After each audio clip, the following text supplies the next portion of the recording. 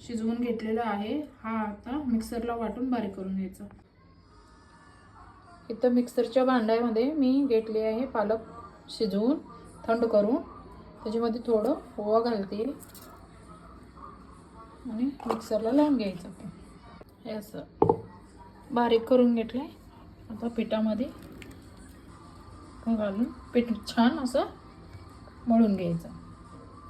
चला तर पालक पुरीची असं पीठ मळून ठेवलेले आहे मी। आता पुरी लाटूया आपण।